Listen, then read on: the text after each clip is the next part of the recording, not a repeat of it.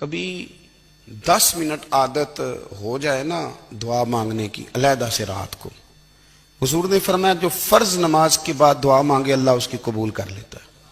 نبی پاک صلی اللہ تعالی علیہ وسلم نے فرمایا اللہ مسافر کی دعا قبول فرماتا ہے۔ حضور نے فرمایا اللہ مظلوم کی دعا قبول فرماتا ہے۔ حضور نے فرمایا بیمار سے دعا کراؤ اللہ اس کی دعا قبول فرماتا ہے۔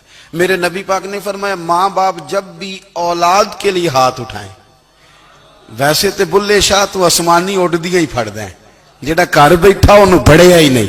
حضور فرمانے لگے ماں باپ جب بھی اولاد کے لیے دعا فرمائیں اللہ ان کی دعا کو قبول کرتا ہے۔ آپ اپنا تعلق بنائیں، دعا کے ساتھ، عبادت کے ساتھ، مصلی کے ساتھ رشتہ بنائیں، استغفار پڑھیں۔ صلاح الدین ایوبی صلیبی جنگوں میں تھے، رات کو مسجد اقصی میں نماز پڑھی تو پریشان تھے۔ ایک بزرگ سے ملاقات ہوئی تو وہ کہنے لگے کہ آپ بڑے پریشان ہیں۔ کہنے لگے حضور پریشان اس لیے ہوں کہ پہلے ہی مسلمان کمزور ہے، اب میں نے سنا ہے دشمن کا ایک بحری بیڑا وہ جنگی سامان سے بھرا ہوا آ رہا ہے، تو اب ان کے پاس اور تلواریں اور نیزے آ جائیں گے، مسلمانوں کے پاس پہلے ہی وسائل کی کمی ہے، پریشان ہو کس طرح کر کے مقابلہ کریں گے۔ یہ بات کہتے ہی صلاح الدین ایوبی نے بزرگوں سے کہا حضور آپ بھی دعا کرنا، دعا کی بڑی طاقت ہے۔ میرے نبی پاک نے فرمایا دعا مومن کا ہتھیار ہے، دعا مومن کا، دعا مومن کا۔ حضور نے فرمایا تقدیر کو سوائے دعا کے کوئی چیز نہیں بدل سکتی، دعا مومن کا ہتھیار ہے، یہ کافر کے پاس کوئی نہیں، یہ ہتھیار ہے مومن کا۔ اللہ کرے آپ کو سمجھ آئے، پھر سنیں، کئی بار کہہ چکا ہوں یہ ہتھیار ہے۔ کافر کے مقابلے میں جو تیرے پاس سب سے بڑا ہتھیار ہے وہ دعا ہے۔ دعائیں کرانی چھوڑ دی، کرنی چھوڑ دی، لینی چھوڑ دی۔ حضرت سیدنا انس بن مالک رضی اللہ تعالیٰ عنہ فرمایا کرتے تھے میں نے وہ رنگ دیکھا ہے جب حضور دعا مانگتے تھے اور حضور کی مقدس آنکھوں میں آنسو بھی ساتھ ہی بہا کرتے تھے، میں نے وہ انداز دیکھا ہے۔ تو صلاح الدین ایوبی بزرگ سے کہنے لگے آپ بھی دعا کیجئے، اور خود رونے لگے اور سر سجدے میں رکھ کے رونے لگے، اور عشاء سے لے کر فجر تک روئے، خوب روئے۔ صبح وہ بزرگ آئے تو صلاح الدین ایوبی کا خوبصورت اور ہنستا ہوا چہرہ دیکھا، کہنے لگے آپ بڑے خوش ہیں، رات تو میں نے بڑے روتے ہوئے دیکھا تھا۔ تو کہنے لگے حضور وہ جو بحری بیڑا آ رہا تھا نا وہ پانی میں ڈوب گیا ہے، اب وہ نہیں آ رہا، ابھی خبر آئی ہے تو میں بڑا خوش ہوں۔ بزرگ کہنے لگے اٹھ سینے سے لگ، اور سن ایک بات، وہ بحری بیڑا پانی میں نہیں ڈوبا، وہ تیرے آنسوؤں میں ڈوب گیا ہے۔ وہ جو تو رات رویا ہے نا رب کریم کی بارگاہ میں تو وہ ڈوب گیا ہے۔ بھائی اپنا مصلی کا، عبادت کا، وظائف کا، اللہ اللہ کا سلسلہ اس کو مضبوط کریں، اپنی دعاؤں کے تعلق کو مضبوط کریں۔ دعائیں بڑے انقلاب برپا کر دیتی ہیں۔ ہم تھوڑے تھوڑے نا جب سے خشک ہوئے ہیں نا، خشک، اور میری تو جماعت ہی صوفیاء کی جماعت تھی، ہم تو داتا علی اجمیری کی جماعت سے، ہم تو خواجہ اجمیری کی جماعت سے، ہم تو شیخ احمد فاروق سرہندی کی جماعت سے، ہم تو صوفیاء کی جماعت۔ ہماری جماعت نے بھی وہ تعلق جو ہمارے بزرگوں نے بنایا تھا۔ بزرگ اللہ کے قریب کیسے جاتا ہے؟ ہمارے یہاں نا بہت سارے لوگ کہتے ہیں جی نظر ہو گئی تو کام ہو گیا۔ بھئی جو بخاری مسلم میں طریقہ ہے نا اللہ کا قرب پانے کا وہ تو نفل ہے۔ نبی کریم علیہ السلام نے فرمایا بندہ نفلوں کے ذریعے رب کے قریب جاتا ہے، اور اتنا قریب جاتا ہے کہ پھر اللہ اس کی زبان بن جاتا ہے، اللہ اس کی آنکھیں بن جاتا ہے، کان بن جاتا ہے، ہاتھ اور پیر بن جاتا ہے۔ تو یہ تو عبادت ہے، یہ تو اللہ کی بارگاہ کی حاضری ہے جو آپ کو اللہ کے قریب کرے گی۔ تو نماز کو اہمیت دے کے ادا کریں، نمازیں موبائل بند کر کے ادا کریں۔ لیکن نا کچھ لوگ کہتے ہیں مجھے ٹائم نہیں ملتا نماز کا، تو میں کہتا ہوں یہ آپ نے بڑی جرت کی بات کی ہے۔ مجھے کو میرا پیر بھائی کہا جائے نا میرے پاس ٹائم نہیں آپ کو ملنے کا، تو میں کہتا ہوں آج کے بعد آنا ہی نہ۔ تو کیا سمجھتا ہے تو وہ بڑا آدمی ہے، تیرے پاس ٹائم نہیں ہے اور ہمیں ملنے کا ٹائم، موج کر۔ تو آپ نے اللہ رسول کو کہہ دیا ٹائم نہیں، اور عجیب فلسفہ ہے نا۔ کہا جائے نماز پڑھنے آؤ تو کہتے ہیں کپڑے ٹھیک نہیں، اگر کہا جائے کہ آؤ ذرا دعوت پہ چلیں تو کہتے ہیں 1 منٹ ٹھہر میں کپڑے بدل کے آیا۔ نماز کے لیے کہا تو کہتے ہیں ٹھیک نہیں، دعوت کے لیے کہا تو کہتے ہیں میں ذرا تیاری کر لوں، یوں جانا مناسب نہیں۔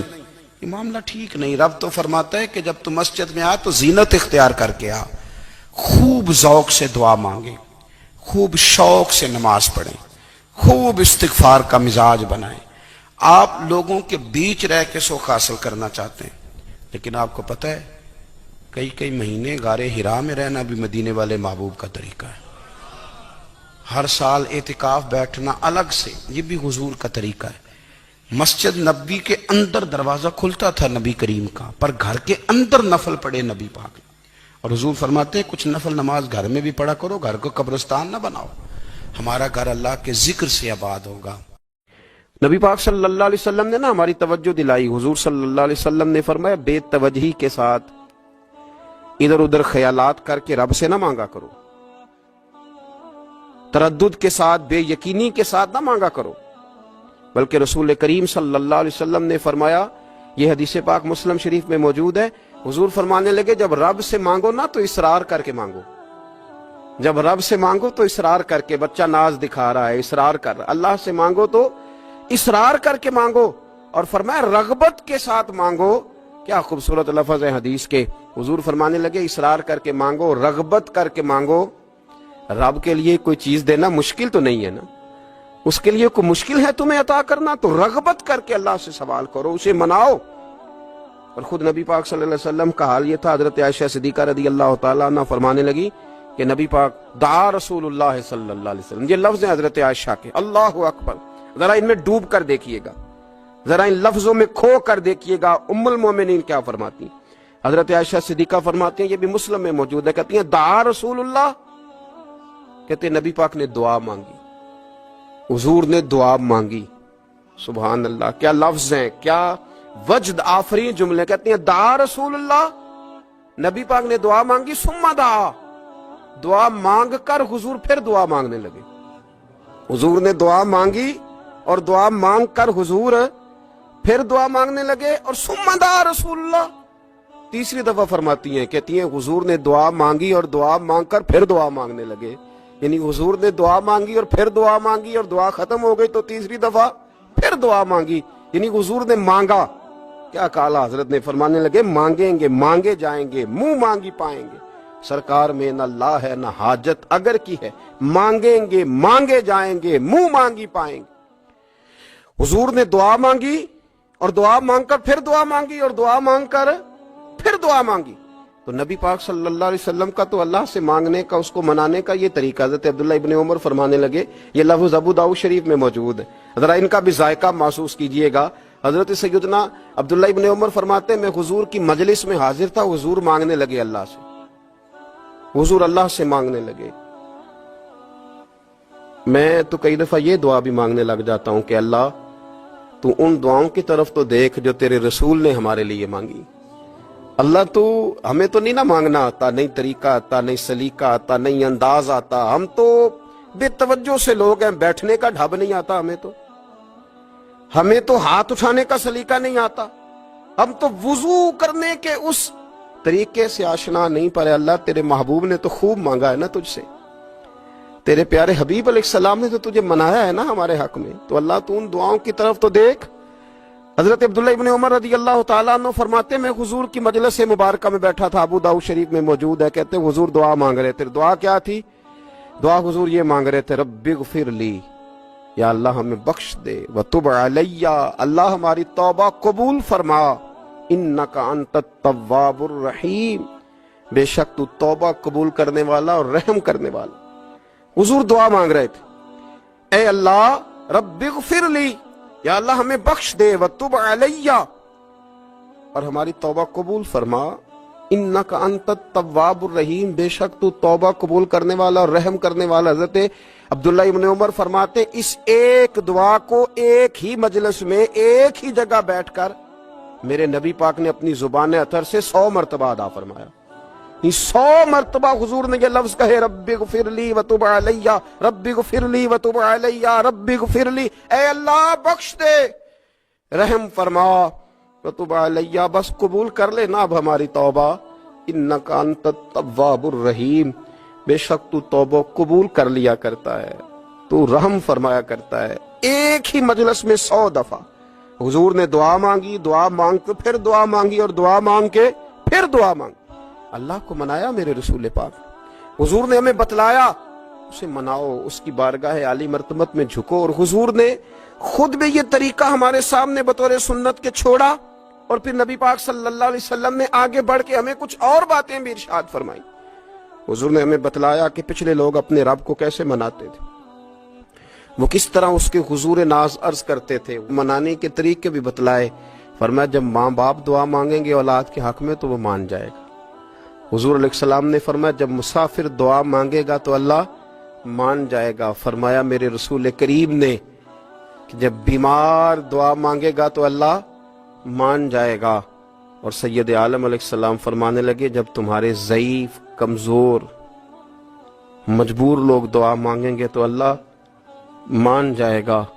اور حضور نے فرمایا جب تم فرض ادا کر کے دعا مانگو گے تو اللہ مان جائے گا۔ اور میرے محبوب نے فرمایا جب پچھلی رات اٹھ کے تم اس کے حضور عرض کرو گے تو وہ تمہاری دعاؤں کو قبول کر لے گا، وہ تم مان جائے گا۔ اور حضور نے ہمیں دن بتائے، فرمایا جمعے والے دن مانگنا مان جائے گا، شب قدر کو مانگ لینا مان جائے گا، شب برات میں دعائیں کرنا وہ مان جائے گا، رمضان کی راتوں میں مانگنا مان جائے گا، قرآن پاک کے ختم کے موقع پر دعا کرنا مان جائے گا۔ طریقے بتلائے۔